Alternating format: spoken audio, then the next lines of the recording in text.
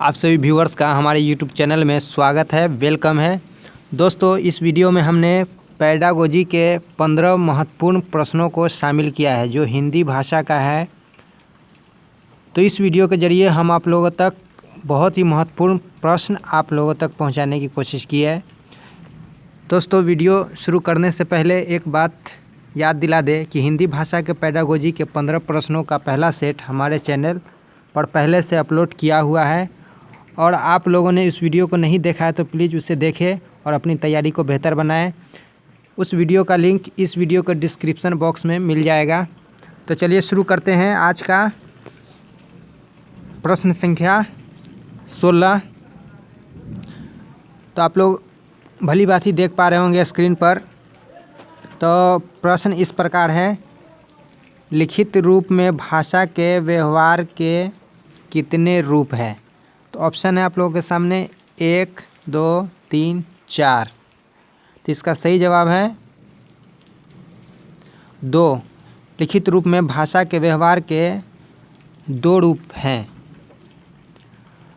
और प्रश्न संख्या 17 है, पढ़ना और लिखना किसे कहते हैं?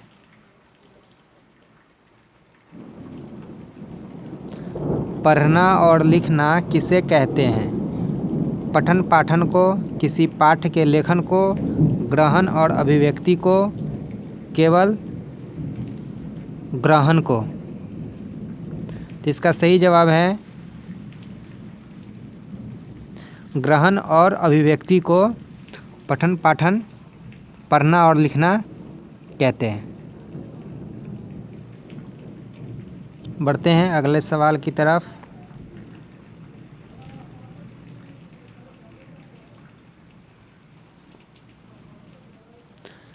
प्रश्न संख्या 18, लिखित भाषा की अंतिम इकाई क्या है?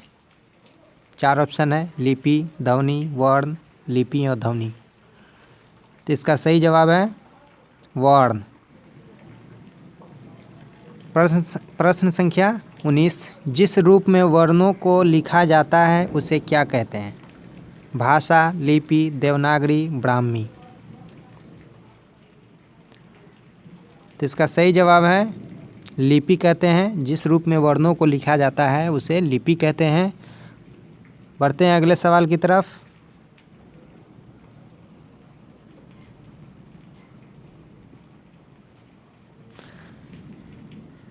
प्रश्न संख्या 20, सुनना, बोलना, पढ़ना और लिखना क्या है? लिपि कौशल, पाठ्य कौशल, लेखन कौशल, भाषाई कौशल। तो इसका सही जवाब है भाषाई कौशल। प्रश्न संख्या 21, व्यक्ति के सर्वांगीण विकास में किसका महत्व है? लिपि का, भाषाई कौशल का, पाठन कौशल का, लेखन कौशल का। तो इसका सही जवाब है भाषाई कौशल का।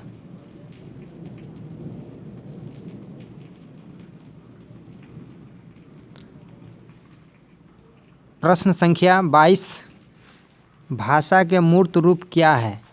पढ़ना लिखना, लिखना पढ़ना, सुनना और पढ़ना, केवल पढ़ना। सॉरी दोस्तों, केवल सुनना। तो इसका सही जवाब है सुनना और पढ़ना भाषा के मूर्त रूप हैं।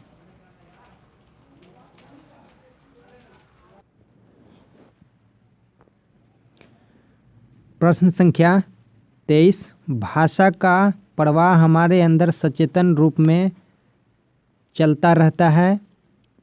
इसे ही भाषा का भावात्मक और प्रतीकात्मक रूप कहते हैं। यह कथन किसका है? ऑप्शन है ग्रियर्सन का, रामचंद्र शुक्ल का, दिनकर का, रिचर्ड्स का। तो इसका सही जवाब है रिचर्ड्स का।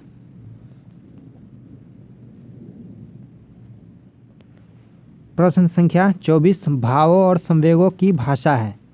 ऑप्शन है प्रतीकात्मक भाषा, भावात्मक भाषा, लिपिबद्ध भाषा, मौखिक भाषा।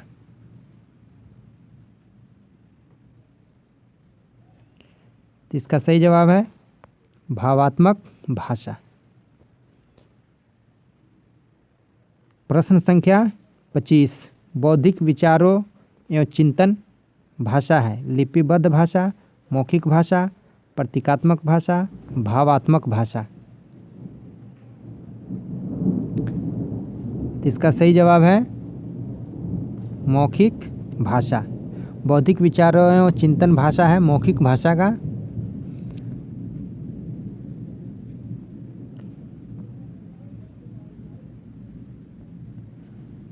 प्रश्न संख्या 26, भाषा का मानक रूप बालक कहाँ सीखता है? घर में, परिवार में, खेल खेल में, विद्यालय में। इसका सही जवाब है विद्यालय में भाषा का मानक रूप बालक सीखता है।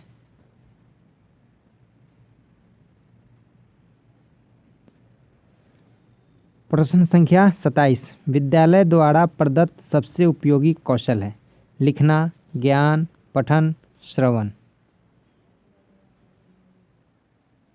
इसका सही जवाब है श्रवण। श्रवण विद्यालय द्वारा प्रदत्त सबसे उपयोगी कौशल है, जिसे हम लोग सुनना भी कहते हैं। बढ़ते हैं अगले सवाल की तरफ।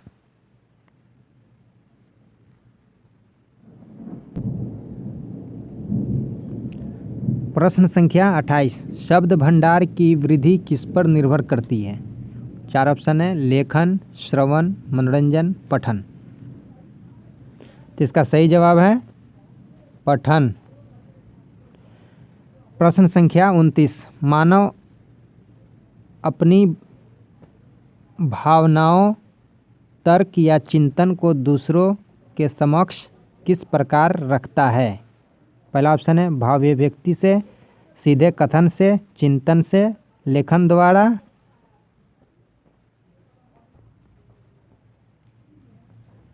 तो इसका सही जवाब है भाव व्यक्ति से।